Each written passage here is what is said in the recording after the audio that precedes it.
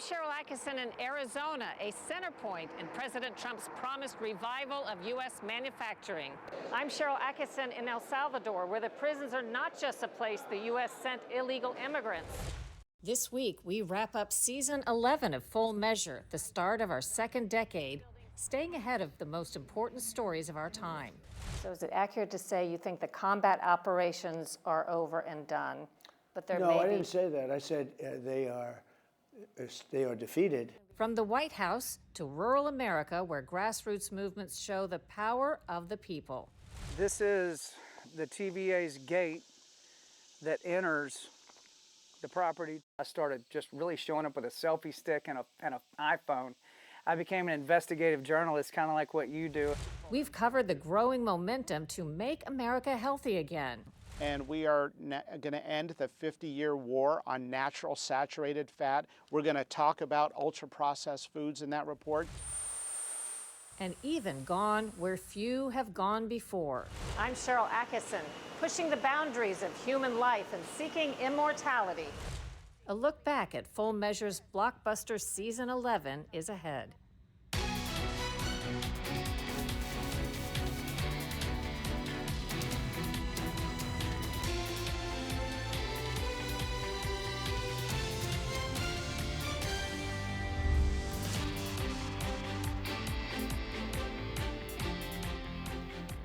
Welcome to a special edition of Full Measure, where we wrap up a full season of incredible stories from the U.S. and around the world. I'm Sharyl Attkisson. We begin with what, for me, has to be among the most eye-opening foreign trips we've taken among many on Full Measure. For context, it was before we learned that in President Trump's first year returning to office, U.S. crime rates were plummeting. Homicides down 20%, the largest one-year drop on record, and the national homicide rate fell last year to its lowest since at least 1900. But in late summer of 2025, we traveled to the small Central American nation of El Salvador to check out their own recipe for a remarkable transformation from the most dangerous country on the planet to the safest in the Western Hemisphere. In 2019, Salvadorans took the first step to reclaim their country. They elected 37-year-old Nayib Bukele as president. The president asked Rene Marino Monroy to head up the military as defense minister and tasked him with something that had never been done before. I noticed these military vehicles and a lot of military out today here. Yeah. Soldiers deployed alongside police to round up tens of thousands of alleged gang members and other criminals. The difference has led to remarkable success. Armed military patrols continue today, allowing us on this day to stroll safely in a neighborhood once riddled by violence. The numbers punctuate the dramatic shift. In 2015, El Salvador recorded 6,656 homicides, earning the title Murder Capital of the World. But after the mass arrests, the numbers plummeted.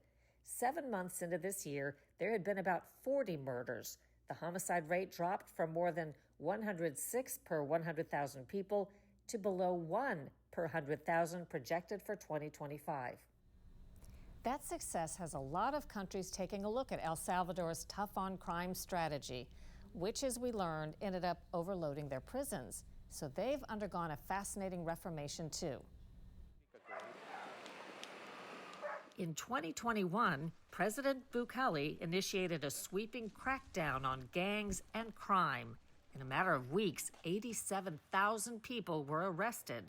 La Esperanza's prison population quickly surged from 6,000 to nearly 30,000. Now the inmates are enrolled in 24/7 around-the-clock shifts of training and labor that boost the bottom line.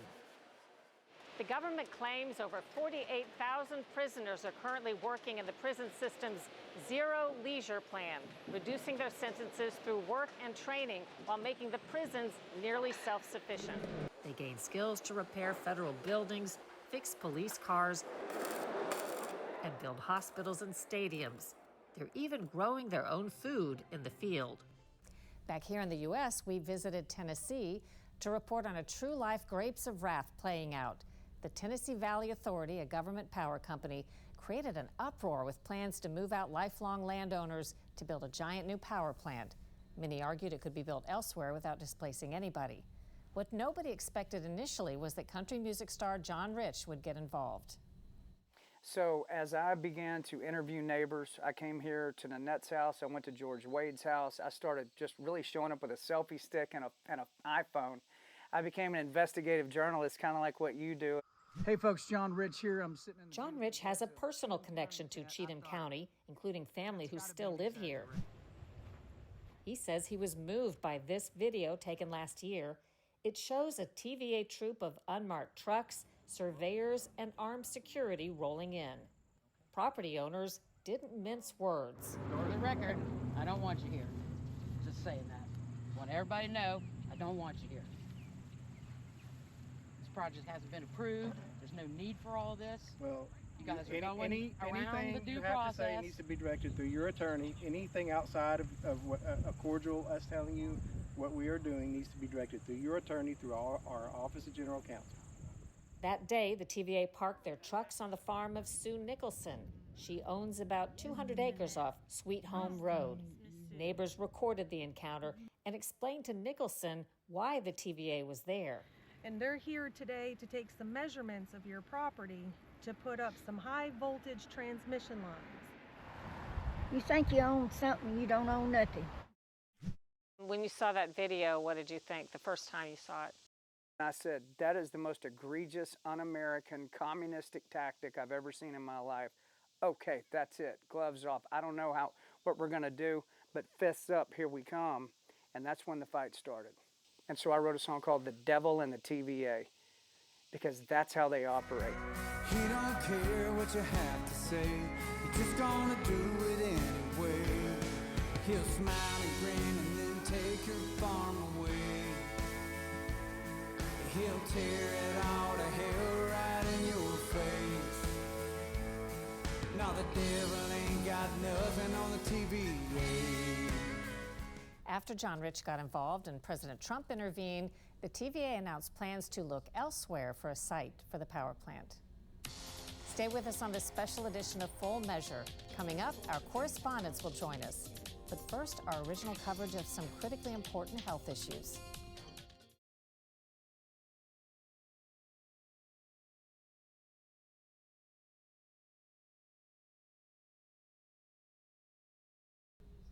A key focus on Full Measure and some of our most popular stories surround our off-narrative reporting on health issues that are often not well covered or fairly covered elsewhere. In Season 11, we reported on a number of impactful controversies, including fluoride. There's a growing movement to remove fluoride from public drinking water. In January, Melbourne became among the first in Florida to stop fluoridating its water supply. Melbourne's action was followed by a statewide ban. In July, Florida became the second state after Utah to halt fluoridation. So as we sit here today, it is not legal for cities and counties in Florida to add fluoride to the water. It is illegal, that's correct. It is illegal for cities and counties to add fluoride to water currently. Florida Surgeon General Dr. Joseph Ladapo says only after a deep dive into the research did he come to support banning fluoride. I mean, it is a poison, and folks don't know that. Most folks don't know that. Adding to the fluoride controversy, a judge's order for the EPA to address added fluoride as a toxic substance for the first time and mitigate what the court says is an unreasonable risk to children's IQ. We also tackled growing health concerns over EMF, or electromagnetic fields, generated by common devices we use every day. I visited a quiet place, the West Virginia Radio Astronomy Zone, the only radio-free zone in the U.S. Within a 10-mile radius, the West Virginia Radio Astronomy Zone, strict rules apply. No operational mobile phones on site, no microwaves, no wireless transmitters, no cordless phones, and no Wi-Fi. Most might consider Green Bank's status to be inconvenient, but it's actually become a point of attraction for a small but growing number of people, estimates around 100. Hello, How are you? I'm Cheryl. Hi, Cheryl and Leah. They've moved here for relief from life's daily assault of electricity, which they say causes them everything from intense headaches to heart and brain issues. My cells have a condition that allow too much calcium inside, and that causes my cells to be like an antenna that just gather all electricity and radiation and make me sick. Besides health, we've always had a special interest in digging into commonly reported stories and finding something new. In California, we exposed the little-known human factor behind the state's recent wildfire disasters. Of the big wildfires in California that you've probably heard the most about, all of them were caused by people. Nobody knows that better than Mike Ramsey. He's the Butte County District Attorney who successfully prosecuted the power company PG&E for starting the Camp Fire. In the late 90s, we noticed a number of fires were being caused by PG&E failure to clear vegetation around their lines. Trees and high-powered lines don't mix very well. Even as the Camp Fire burned, investigators had zeroed in on the cause, a PG&E transmission line and tower that collapsed and then melted into the brush below. They looked up into the tower and could see that an arm had come down and that had most likely started the fire. Next day, they called me and said, it looks like this is a PG&E caused fire. Cal Fire told you that? Yes. Do you think that was their way of saying, don't bother to look for an arsonist? No, they found the arsonist. That was PG&E. To be clear, PG&E was not convicted of arson. Ramsey says that's because he couldn't prove that the company had collective knowledge about poorly maintained equipment that employees failed to act on. PG&E pleaded guilty to 84 counts of involuntary manslaughter. And we got a surprise when we researched weather control. We found that it's real, documented, and impacting tens of millions of Americans right now. Believe it or not, it's all barely regulated. A 1972 federal weather modification law runs on an honor system, just paperwork, no verification. In most states, no permits, no audits, no limits. Most anyone can control the weather for profit, altering other people's rainfall or snow without ever asking permission. No one's denying that the technology exists and that it's even being used, but it's who is using it and for what purposes, and can you stop a storm that you start? There's more to come. We're back after a short break with our full measure correspondence.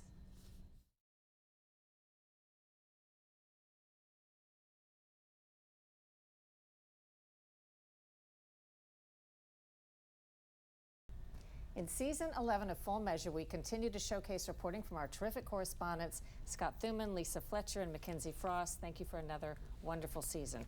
Talking about some of your great stories, Scott, you reported on a controversy that seems to be hitting a lot of places across the country. Yeah, absolutely. As you know, we travel all over the United States for these stories, and there's one in particular that continues to pop up in just about everyone's backyard, and that is the battle over the exploding growth of data centers. You might have passed by one of these giant windowless buildings, but it is rare to get an invitation to go inside. Entering through tight security, my camera crew and I want to find out what makes data centers both essential, but also so controversial that they are dominating council meetings across the country. It's how data centers do their vital work that's cause for so much concern. The two big things they need are cooling, often with water, and vast amounts of power. A single data center can use enough electricity each year to power 15,000 homes. And it is that combination consumption, talking about power and water, that are really raising concerns and, of course, sparking all these protests across the country. Yeah, definitely. Well, there was another protest of sorts that we were covering, very interesting, that we touched on in another country that could impact the U.S. and the nature of North America, talking about the rising move for the Canadian province of Alberta to secede. On the side of a busy Alberta highway, a drive of a different kind, a voter one. Residents putting their names behind a new movement to separate Alberta from the rest of Canada. I want out of Canada so bad. So it's one of these strange circumstances where Canada needs Alberta a lot more than Alberta needs Canada. Alberta is one of Canada's 10 provinces, known as the country's energy hub because of its abundant oil, sometimes called the Texas of Canada. When did they decide? Well, in October, they got the signatures they needed to put it on the ballot, and we'll see what happens this fall. Fascinating. Lisa, you had a lot of great stories, including a really monumental change when it comes to animal testing. Yeah, the new Trump administration brought sweeping, head-spinning changes to a lot of agencies, but one in particular, HHS, run by RFK Jr., one of those changes that he made was long overdue. Animal testing has long faced scientific doubts and public concern over animal suffering. Yet it remains a multi-billion-dollar industry, with the federal government the biggest spender. But attitudes in Washington are shifting. My number one goal is FDA Commissioner Marty McCary says today's science no longer supports animal testing. I've been in the medical field for a long time. Most of the use of animals in medical research is unnecessary. He's out at FDA, but these changes will still take effect. Absolutely, and the FDA is going to continue, we think, to move toward this new technology that mimics human organs, and it allows researchers to safely test drugs in a way that they haven't been before, because there's a 90% or more failure rate when drugs for humans are tested on animals. Incredible. Yeah. We had another initiative happen that was long overdue. It was an executive order signed by President Trump in April to regulate name, image, and likeness, which is something at Full Measure we've been doing for a long time. And there is so much money involved here that it's just unconscionable to cut him out of it. Scrimetti helped lead an antitrust lawsuit to force the NCAA, the body that regulates college athletics, to let high school athletes ink commercial deals before they even sign with a college. They have a legal right to name, image, and likeness money, and if you don't allow them to explore the opportunities out there, you're depriving them of the ability to benefit from market forces. So key points in the executive order include limiting athletes to one free transfer, enforcing a 5-year eligibility window, and then threatening federal funding for universities that violate the NIL guidelines. And these are all slated to start in August. We'll keep on that. Yeah. Thanks a lot. And then McKinsey, you looked at a Trump Term 2 foreign policy. Yeah, Cheryl, and to say that foreign policy in the Trump administration had a major course change might be the understatement of the year. We reported on some of the first signs in what was being called the Don Roe Doctrine.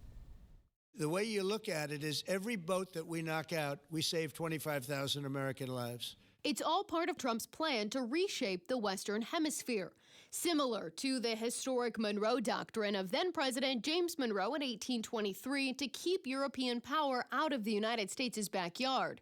The 21st century version, dubbed the Don Roe Doctrine for Donald Trump, also aims to manage influences in our own hemisphere, including China, which has built economic and political power in Latin America.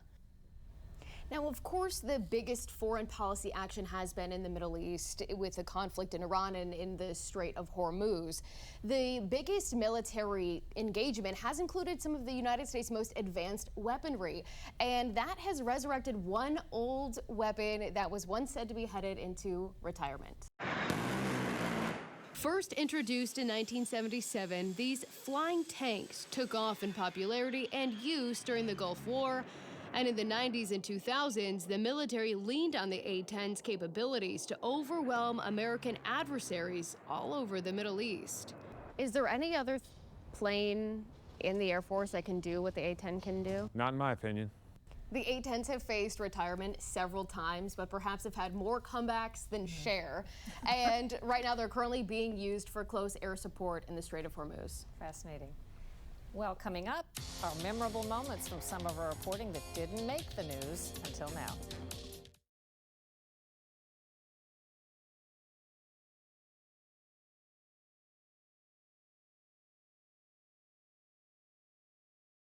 A lot of our adventures that happen on the road don't make air, and here's our chance to tell you about some of them. Scott? Yeah, so while we were exploring and reporting on these gold and copper mines out in Montana, we were in the middle of nowhere.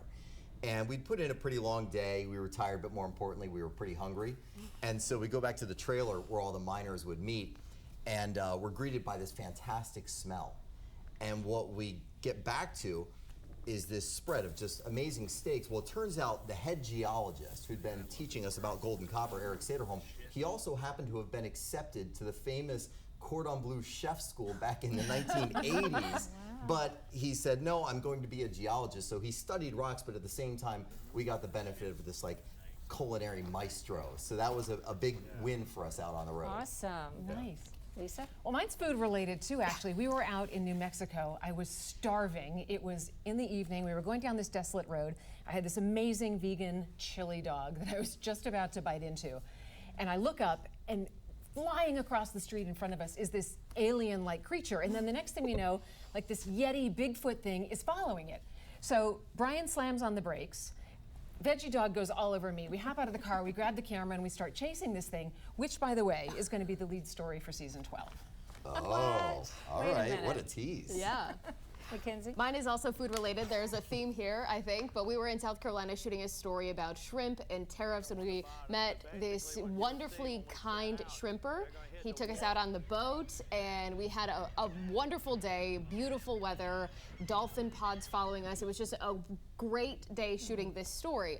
But I had mentioned along the way at some point that I've never had shrimp before, and so after a day on a boat with a shrimper, he had to cook us up some. Well, when we went to the White House to interview Donald Trump recently, our 10th interview, afterwards, I don't know why and how he can be so generous with his time. He was going from the Situation Room dealing with Iran to the interview with us, and then said we could come into the Oval Office afterwards. So take a look at this. Got my little camera. No videos. No video? No, you can take a picture. Oh, okay. You want to let her? Yeah, you can let her. Go ahead, take some stuff. Woo! Don't use it. But isn't this beautiful? Yes, sir. This is the most spectacular office anywhere in the world, most important office. So you heard somebody say that we shouldn't take pictures and shouldn't take video, and there's Trump saying, go ahead. And he said we could use the video, so there you have it. Wow. Before we go, we have some good news. We are thrilled to announce we're going to be back for season 12. In fact, we're already planning our travel and research to shoot more new and exciting stories for you for this fall. Until then, you can watch some of our best programs over the summer right here, and replays anytime on our Full Measure YouTube channel. Thanks to Scott and Lisa and Mackenzie for all the great reporting and all the great work that you've done. Thanks to Bat Humphreys, to our boss Scott Livingston, and the whole Full Measure team responsible for the great producing, photography, and editing that you see here each week. Until next time, we'll be searching for more stories that hold powers accountable. See you in the fall.